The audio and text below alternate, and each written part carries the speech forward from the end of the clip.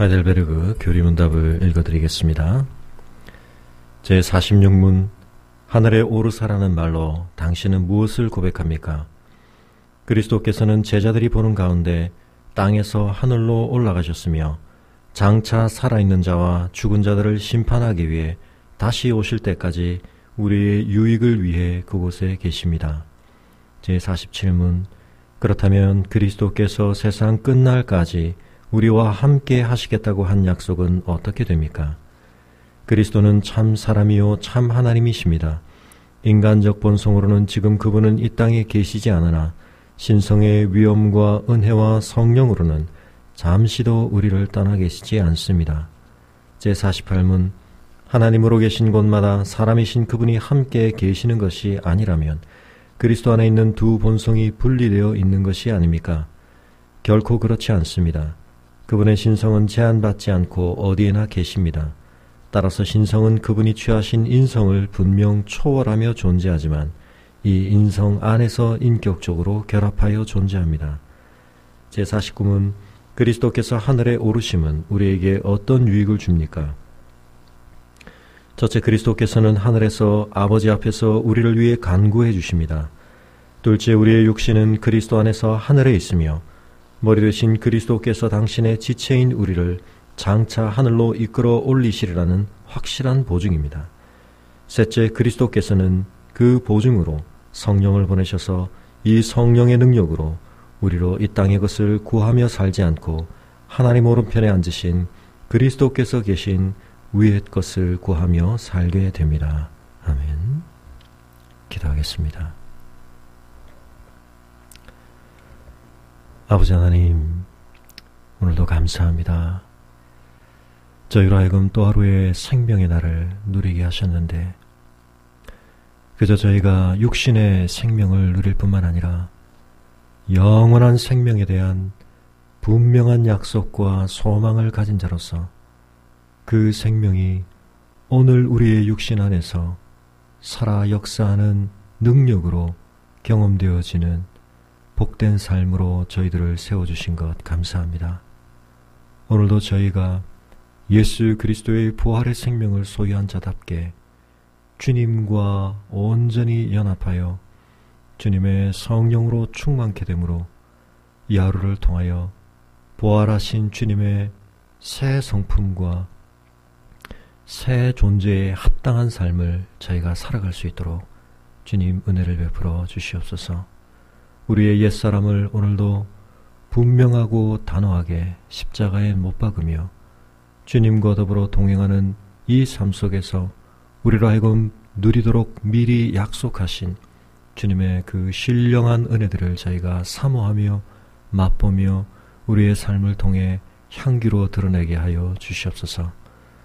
아버지 하나님, 예수 그리스도를 우리를 위하여 이 땅에 보내시고 십자가의 대속제물로 내어주시고 부활시키신 뒤 승천시키셔서 오늘 주님께서 하늘의 보좌 우편에 앉아 계시며 모든 만물을 그 발 아래 복종케 하시고 다스리고 계심을 믿습니다. 오늘도 저희의 삶을 완전히 지배하는 것처럼 보이는 이 세상의 그 어떤 권세에 대해서도 주님, 저희가 주님의 궁극적인 권세보다 그것을 우위에 두지 않도록 도와주시고 우리의 삶을 온전히 사로잡고 있는 보이는 모든 환경과 문제에 대하여서도 주님께서 궁극적으로 저희의 삶을 붙드심을 믿고 고백함으로 말미암아 자유하게 하여 주시옵소서. 주님의 통치를 온전히 사모합니다. 무엇보다 저희의 인격과 저희의 존재 속에서 주님의 형상이 오늘도 더 온전히 드러나게 하시고 성숙되게 하시고 열매 맺게 하여 주시옵소서. 우리에게 허락하신 기회와 능력과 우리의 손과 발과 우리를 세우신 삶의 현장들을 통하여 우리의 머리 되신 주님의 다스리심과 주님의 권능과 주님의 거룩한 뜻이 이루어지고 드러나게 하여 주시옵소서. 순종하기를 원합니다. 아버지 하나님, 오늘도 우리의 죄악된 본성에 대하여 철저히 죽어지게 하시고 자기를 부인함으로 말미암아 오직 성령으로 충만케 하여 주시옵소서. 말씀으로 충만케 하여 주시옵소서. 오늘도 주님의 말씀 앞에 앉습니다. 주님의 말씀이 우리의 심령을 조명하여 주시고 우리의 행할 바를 밝히 분별하게 하시며 우리의 삶에 우리의 스스로 빚어낼 수 없는 놀랍고 산 소망을 다시 한번 붙들며 주님의 능력을 덧입는 이 시간이 되게 하여 주시옵소서. 감사를 드리고 우리 주 예수 그리스도 이름으로 기도합니다. 아멘. 함께 묵상하실 말씀은 사도행전 1장 1절에서 11절까지 말씀입니다. 사도행전 1장 1절에서 11절까지를 봉독하겠습니다.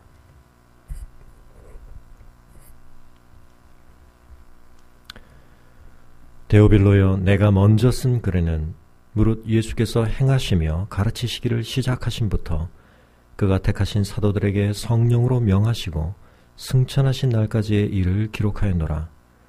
그가 고난받으신 후에 또한 그들에게 확실한 많은 증거로 친히 살아계심을 나타내사 40일 동안 그들에게 보이시며 하나님 나라의 일을 말씀하시니라. 사도와 함께 모이사 그들에게 분부하여 이르시되 예루살렘을 떠나지 말고 내게서 들은 바 아버지께서 약속하신 것을 기다리라.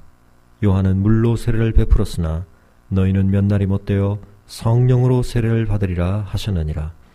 그들이 모였을 때 예수께 여쭈어 이르되 주께서 이스라엘 나라를 회복하심이 이때이니까 하니 이르시되 때와 시기는 아버지께서 자기의 권한에 두셨으니 너희가 알 바 아니요 오직 성령이 너희에게 임하시면 너희가 권능을 받고 예루살렘과 온 유대와 사마리아와 땅끝까지 이르러 내 증인이 되리라 하시니라.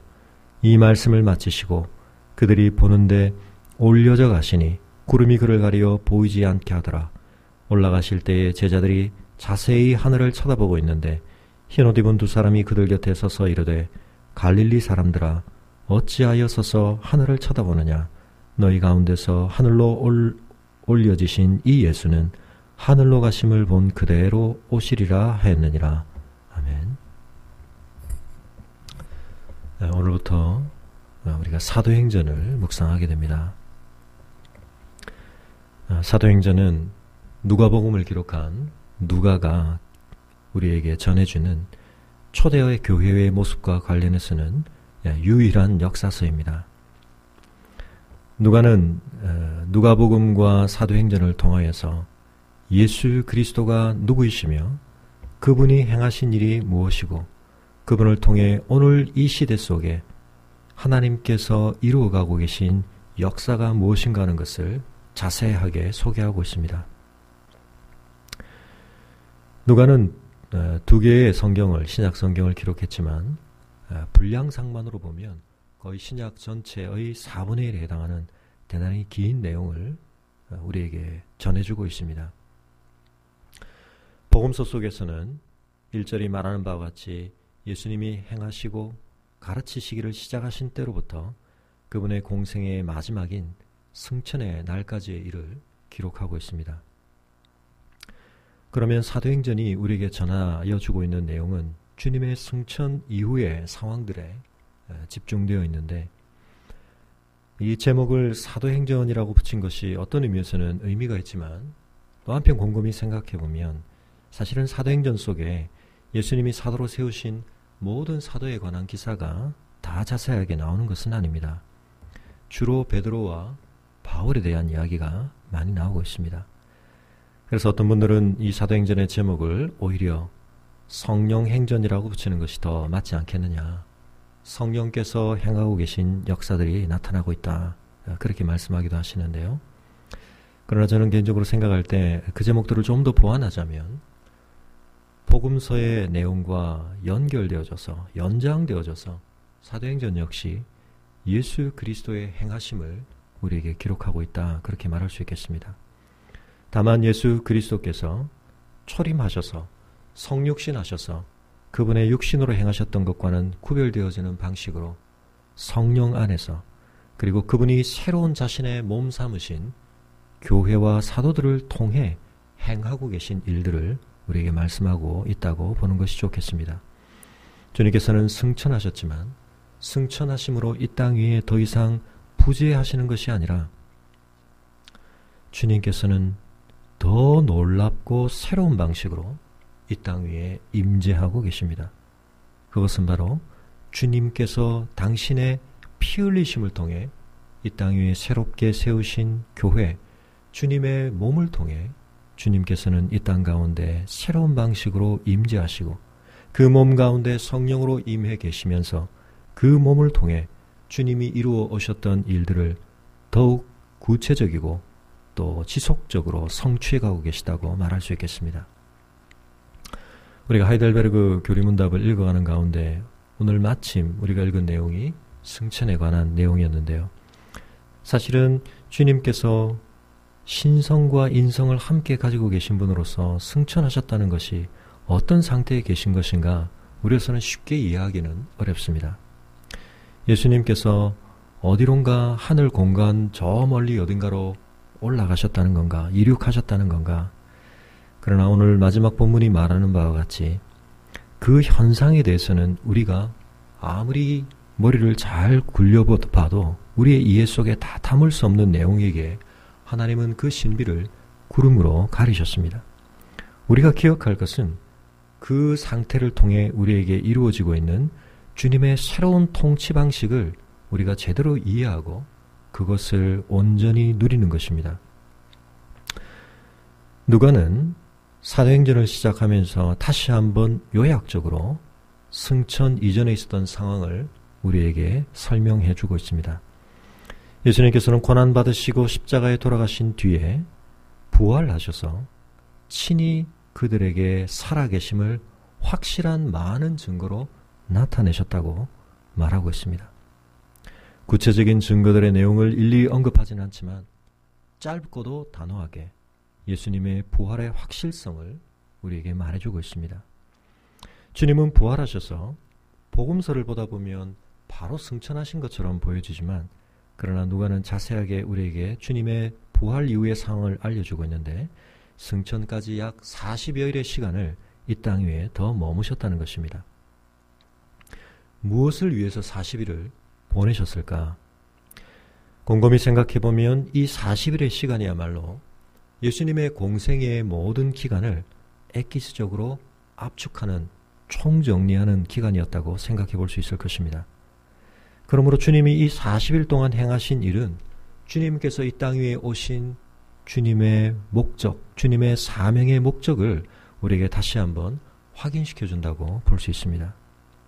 누가는 주님께서 그 40일 동안 행하신 여러 일들 가운데 오직 한 가지만을 우리에게 부각해서 설명하고 있습니다. 주님은 여러 사람들에게 나타나시고 때로는 그들을 위로하시고 그들에게 여러 가지 말씀들을 주셨겠지만 그것을 한마디로 정리해서 누가는 하나님 나라의 일을 말씀하셨다라고 요약하고 있습니다. 예수님께서는 공생애를 시작하시며 처음 선포하신 메시지의 주제 또한 하나님 나라가 가까웠다라고 하는 선포였습니다. 그리고 주님께서는 부활하신 뒤에 이 땅을 떠나시기 전에 그 제자들에게 40여일의 시간을 통해 줄기차게 하나님 나라의 일에 관하여 말씀하셨다고 증거하고 있습니다. 그러므로 우리는 예수님의 자아식 속에 분명하게 아로새겨진 가장 선명하고 뚜렷하고 핵심적인 주제는 하나님의 나라다라고 하는 것을 확인할 수 있습니다. 그러므로 주님의 몸을 이룬 교회가 주님의 제자된 우리가 우리의 가슴 속에 분명하게 품어야 할 대단히 중요한 주제 또한 하나님의 나라라고 하는 것을 기억할 필요가 있습니다. 주님께서 당신의 운동에 강령처럼 주신 주기도문에도 가장 먼저 기도의 내용으로 우리에게 부탁하신 것이 우리의 기도 속에 품도록 권하신 것이 하나님의 나라를 구하는 것이었습니다. 하나님의 나라라고 할 때 가장 중요한 개념은 하나님의 통치입니다. 하나님이 다스리신다고 하는 것입니다. 이 세계는 하나님의 말씀으로 지음받았고 하나님께서 주인 되셔서 하나님의 뜻을 펼쳐가시는 하나님의 나라라고 하는 것을 우리가 기억해야 한다는 것입니다. 그 나라의 통치 대리자로 세운 아담이 그 나라를 하나님과 더불어 온전히 일구어가고 완성해가는 일에 있어서 범죄함으로 실패한 뒤에 이 세상은 굉장히 어지러워지고 혼돈스러워지고 그리고 우리로 하여금 하나님의 나라를 쉽게 발견할 수 없는 지금과 같은 모습으로 부패하였지만 그러나 우리가 분명히 기억할 것은 하나님은 이 세계를 당신의 나라로 통치하시는 일을 포기치 아니하시고 꾸준히 이루어오고 계시며 이미 그 일을 성취하시고 완성을 향해 가고 있다는 사실을 우리가 기억해야 한다는 것입니다.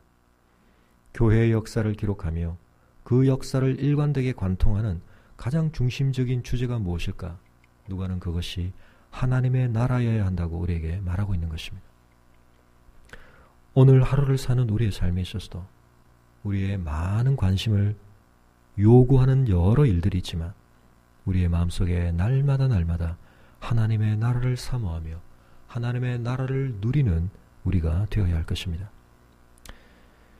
우리는 이 하나님의 나라의 증인으로 보냄을 받은 자인데 그 증인 중에 첫 번째 파송된 증인이었던 사도와 더불어 주님이 함께 모이셨을 때 주님께서 분부하신 첫 번째 내용은 예루살렘을 떠나지 말라고 하는 것이었습니다. 이들에게 예루살렘을 떠나지 말라고 하는 것이 어떤 의미를 가지는 것이었을까? 우리가 생각해 볼 때에 그것은 사실은 그렇게 달가운 명령 그리고 그렇게 유쾌한 명령이 아니었을 것을 생각해 보게 됩니다. 이 예루살렘의 현재 상태는 바로 예수 그리스도를 십자가에 못 박았던 무리들이 그 권세들이 여전히 살기등등하게 주님을 제거했던 그 의도와 그 힘을 가지고 주님을 추종하는 사람들을 위협할 수 있는 그와 같은 상황이 유지되고 있던 바로 그곳이 예루살렘이었습니다. 또한 자신들을 놓고 생각할 때도 이 예루살렘은 아름다운 추억이 그렇게 많지가 않습니다. 주님께서 십자가에 처형당하시고 영광스럽게 부활하셨지만 그 영광을 믿음으로 기다리지 못하고 철저하게 실패하였던 그들의 연약한 기억이 묻어있는 곳이었습니다. 그래서 누가복음 마지막에 기록되어 있는 제자들 중에 한 무리였던 우리가 엠마오로 내려가는 두 제자라고 부르는 그 사람들은 예수님의 부활의 소식을 들었음에도 불구하고 그들은 예루살렘에 머물러 있고 싶지 않았던 것입니다. 주님의 부활을 확신하지는 못했지만 분명히 여러 사람들을 통해 주님의 살아나심에 대한 소식을 들었음에도 불구하고 그들은 예루살렘으로부터 벗어나고 싶었습니다. 예루살렘은 그들에게 긴장을 유발하는 곳이었습니다. 두려움을 유발하는 곳이었습니다. 그들의 정체감과 관련하여 그들을 마음 깊이 아프게 하는 추억과 상처가 배어있는 곳이었습니다. 주님께서는 말씀하십니다. 너희는 이 예루살렘에 머물러야 한다. 그 모든 것을 무릅쓰고 이곳에 버텨 견뎌야 한다고 말씀하십니다. 우리는 다른 어디론가가 가서 새롭게 뭔가를 출발한다면 과거가 우리에게 남긴 흔적과 더 쉬운 모든 것을 떨쳐버리고 그 일을 좀 더 잘 할 수 있으리라고 생각합니다.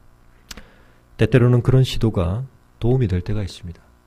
그러나 하나님의 나라의 역사를 이루는 데 있어서 하나님은 그와 같은 방법을 택하지 아니하시고 이 예루살렘으로부터 예수 그리스도가 처형당하였고 그들이 제자도의 가장 처참한 실패를 경험하였던 바로 이것에서부터 새로운 회복을 시작해야 한다고 말씀하고 계십니다. 우리의 삶에 두려움이 있는 자리, 우리의 삶에 수치와 연약함이 있는 그 자리, 우리는 그곳을 떨쳐버리고 벗어나서 어딘가 새로운 곳에서 새로운 환경 속에서 새로운 일들을 시도하고 싶어 합니다. 그러나 환경이 바뀐다고 우리 안에 근본적인 새로움이 이루어지지는 않습니다. 오히려 그 환경 속에 머물며 우리는 그것을 오히려 역전시키는 진정한 권세를 덧입어야 우리의 삶에 새로움이 임하는 것입니다. 우리의 삶의 진정한 새로움은 여건과 환경이 바뀌는 것을 통해 제공되기보다는 하나님의 새로운 영의 역사가, 성령의 역사가, 하나님의 새로운 권능이, 하나님의 새로운 생명의 충만함이 우리 안에 공급되어질 때 일어나는 것입니다. 예수님께서는 너희에게 이미 하나님께서 약속하신 그것, 성령을 기다려야 한다고 말씀하십니다. 예수님은 궁극적으로 이들을 세상 가운데 파송하기를 원하십니다. 구약시대에 하나님의 나라의 예표였던 이스라엘과 관련해서는 하나님이 이 이스라엘 빛 가운데로 다른 열방들을 모아오는 프로젝트를 진행하셨습니다. 이스라엘은 구심력을 발휘해야 했습니다. 그러나 그들은 철저하게 그 일에 실패했습니다. 하나님 앞에서 부름받은 구별된 삶, 거룩한 삶, 하나님의 성품을 드러내는 삶, 하나님의 은혜의 열매를 드러내는 삶, 하나님의 통치에 순종하는 그 영광스러운 삶의 모습들을 통해 열방들을 그들의 빛 가운데로 불러 모으는 역할을 해야 했으나 그들은 철저히 실패하였습니다. 그러나 주님께서는 이 땅 위에 오셔서 새로운 이스라엘, 12지파로 상징되어지는 새 이스라엘을 세우시고 이제는 그들에게 강력한 원심력을 주셔서 세상 가운데로 흩어 그들을 보내기를 원하십니다. 그러나 우리가 우리의 힘과 우리의 자원을 의지해서 그것을 동력 삼아서 세상으로 나아가려고 할 때 그것은 하나님의 나라를 이루는 것과는 무관한 일이 될 수 있습니다. 우리의 파송이, 우리의 실천이, 우리의 수고가, 우리의 섬김이, 우리의 사역이 진정한 하나님의 나라를 이루는 것이 되기 위해서는 그 나라의 근본적인 동력에, 그 나라의 가장 본질적인 생명에 우리 자신이 깊이 참여하고 있어야 하는 것입니다. 우리는 왕성한 활동을 하기 전에 기다리는 법을 배워야 합니다. 우리가 그 나라를 드러내기 전에 그 나라를 누리는 자가 되어야 합니다. 우리 자신 안에 하나님의 나라의 통치와 우리를 새롭게 하시고 우리를 변혁시키시는 하나님의 능력을 경험하지 않고서 우리의 입술과 우리의 손으로 이루어지는 일들은 하나님의 나라를 영광스럽게 증거할 수가 없는 것입니다. 예수님께서는 이전에 받았던 요한의 물 세례와 다른 차원의 성령의 세례가 있을 것을 말씀하십니다. 우리가 사도행전을 묵상하면서 성령에 관한 여러 가지 내용들을 좀 신학적으로 정리를 하게 될 터인데요. 왜냐하면 오늘날 이 성령 세례라고 하는 말이 우리가 받는 그리스도인으로서의 물 세례와 구별되어지는 2차적인 은혜로서의 또 다른 영적 경험인 것처럼 언급되는 경우가 많은데 그렇지는 않습니다. 여기서 제자들이 성령 세례를 따로 받아야 했던 것은 그들은 지금 구속사의 중요한 시기를 걸쳐서 살고 있기 때문인데 그런 점에서 그들의 경험과 우리의 경험 사이에는 연속성과 불연속성이 있습니다. 그 점에 대해서는 나중에 좀 더 자세히 설명을 드리도록 하겠습니다. 그러나 중요한 것은 이제 제자들이 예수 그리스도의 십자가의 구속사역과 부활과 승천이 성취됨으로 말미암아 성령을 파송하시는 일이 가능해지시고 성령으로 세례받는 일이 가능해졌다는 것입니다.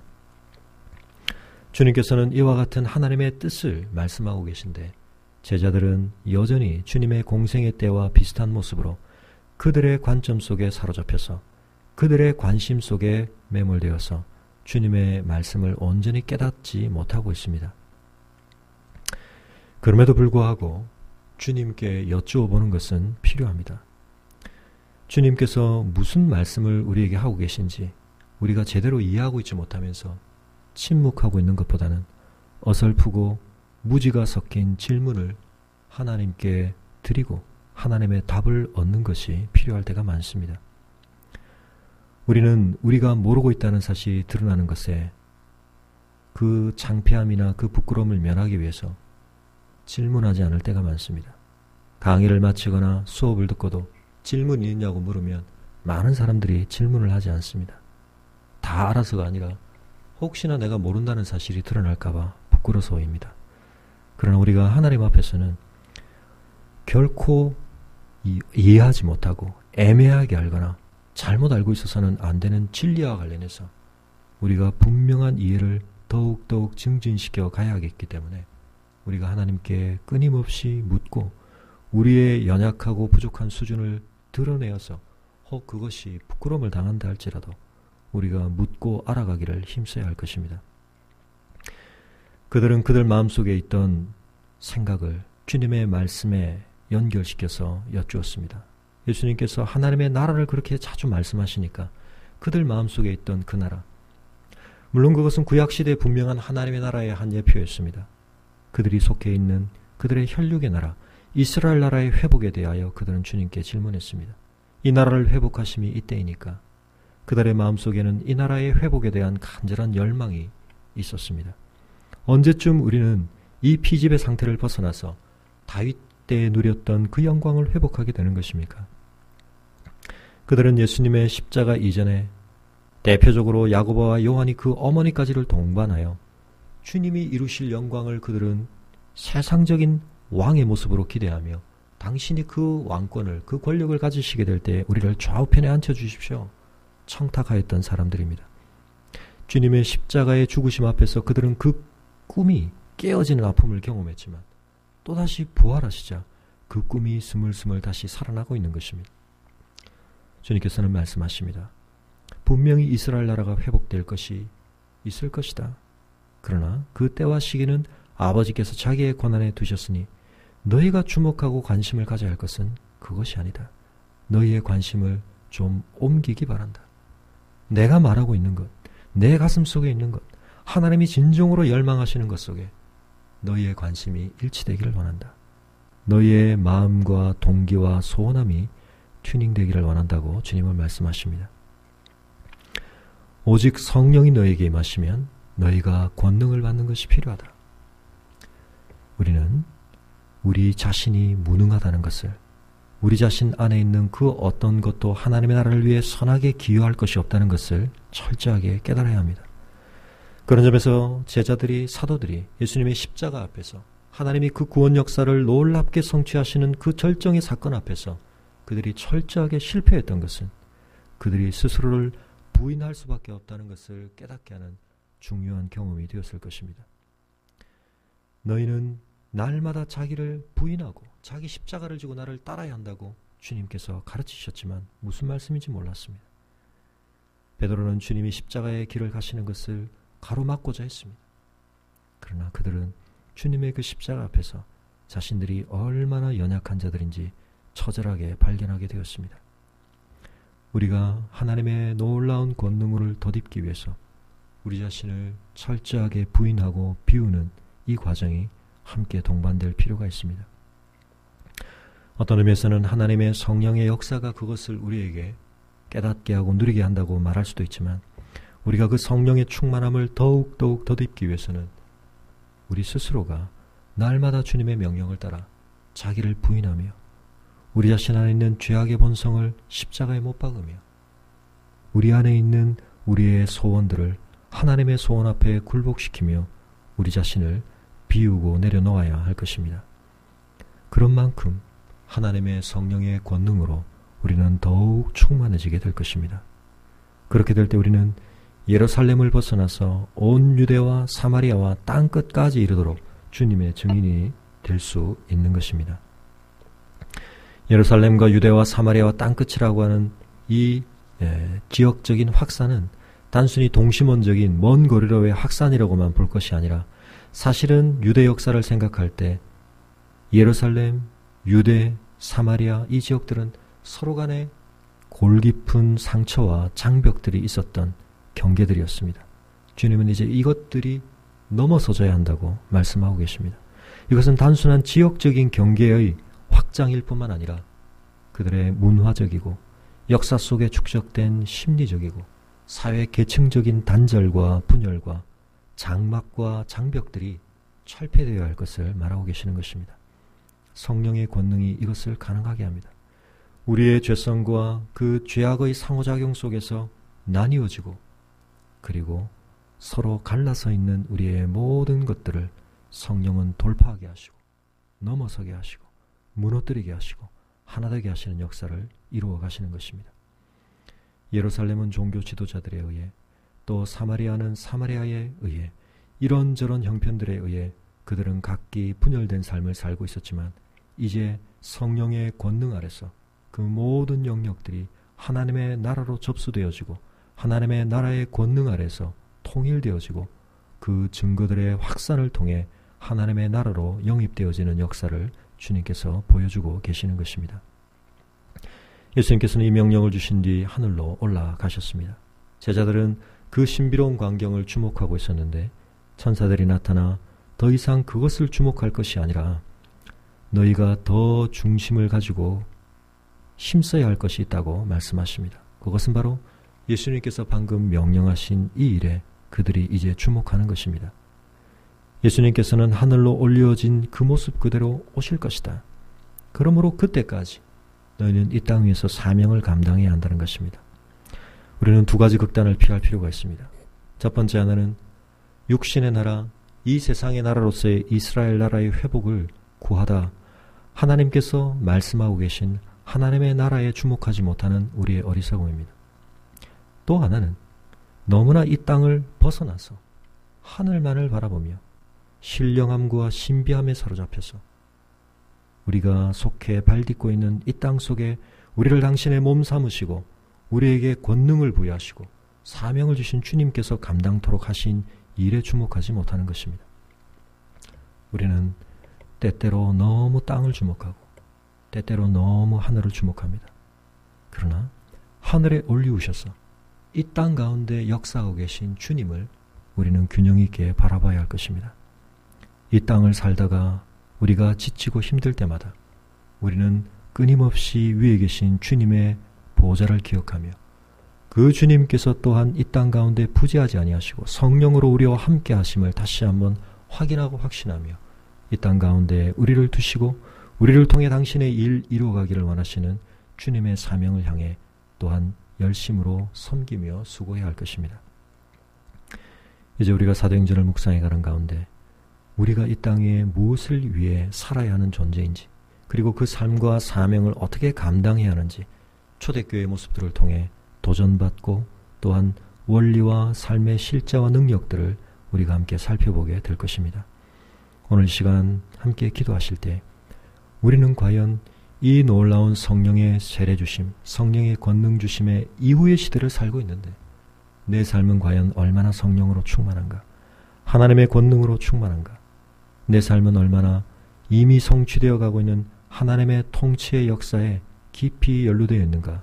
우리 자신들을 한번 바라보며 오늘 이 하루 주님의 성령으로 충만해짐으로 말미암아 우리를 세우신 삶의 현장에서 우리가 우리를 보내신 주님의 뜻을 이루기에 부족함이 없는 하루를 살아갈 수 있도록 주님 앞에 구하실 수 있기를 바랍니다. 오늘도 우리에게 허락하신 이 삶을 통하여 주님의 뜻을 아름답게 성취하시는 복된 하루가 되시기를 바라며 가지고 나오신 기도의 제목들로 기도하시고